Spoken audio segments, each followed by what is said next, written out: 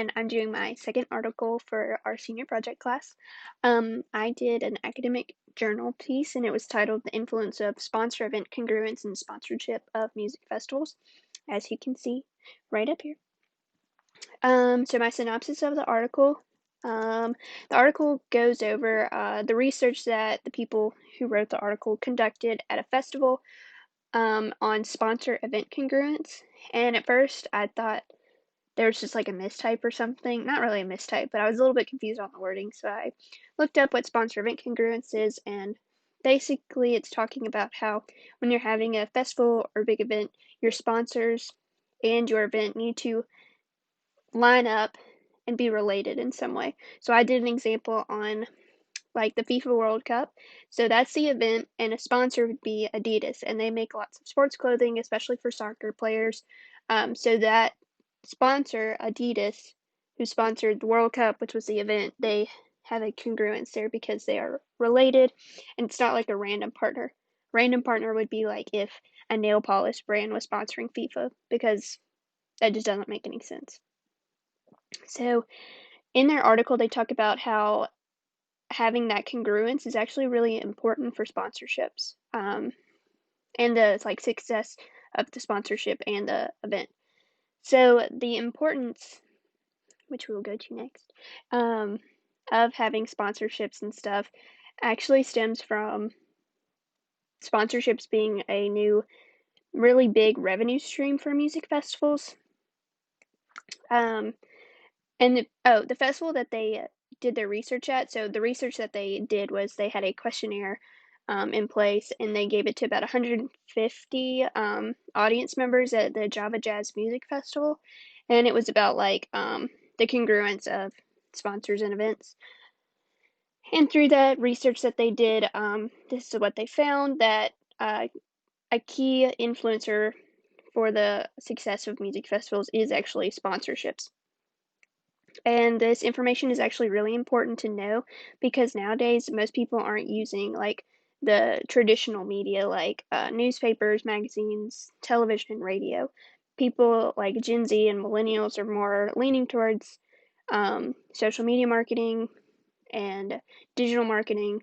So we're seeing ads on Facebook, ads on Twitter, ads on Instagram, Snapchat ads. And these ads can come from sponsors. So if you see like uh, going back to the Adidas and FIFA one, Adidas might show a cool video on social media about the FIFA World Cup. So that's how like they're starting to work together. Sorry, this makes me nervous. So a really interesting quote that I found in the article was that music festivals also give environment and condition where brands can create an inside, close, and meaningful interaction to its consumers. So within the festivals themselves are creating a specific atmosphere. So if you go to Voodoo Festival in New Orleans, it's not going to be the same as Hangout Festival in Gulf Shores. There's two different atmospheres for two different um, types of people almost. Hangout Fest is beachy, outside, younger crowd, like high schoolers. I went when I was in high school. Um, and then even like the dress is different. So on the beach, you're wearing a swimsuit because it's hot. Whereas at Voodoo in New Orleans, it's around Halloween, so it's getting colder there. So Halloween costumes, the music's a little bit different. It's just a whole different atmosphere, basically, is what I'm trying to say. So within that atmosphere, the sponsors are also having to cultivate that same type of atmosphere, but also creating a strategic condition to where the brand itself can cultivate can cultivate a better relationship with the consumer. So I thought that was really interesting.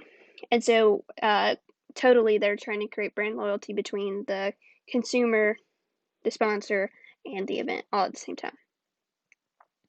A way I thought would be good to use this information for a senior project would be, since me and Anna are working together to create marketing and stuff for a potential hypothetical concert festival, festival in Hattiesburg, we have to start looking into potential sponsors that we could have.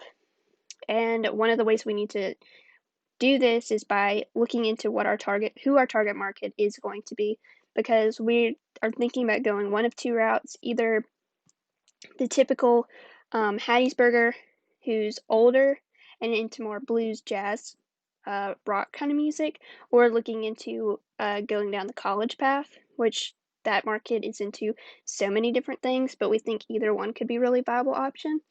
So if we were to go like the older blues route, like older consumer blues route, um, we could look into having like the Thirsty Hippo be a sponsor and like Miller Coors sponsor us as well. So those could be two potential sponsors because they resonate well with that potential target consumer.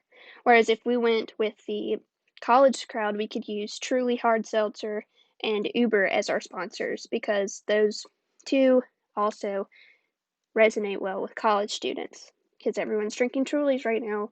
And we all are using Uber when we're going out, so we'd understand those brands and they work well with the potential festival as well. So, understanding our target market will be a key factor in creating a well rounded list of sponsors for our project.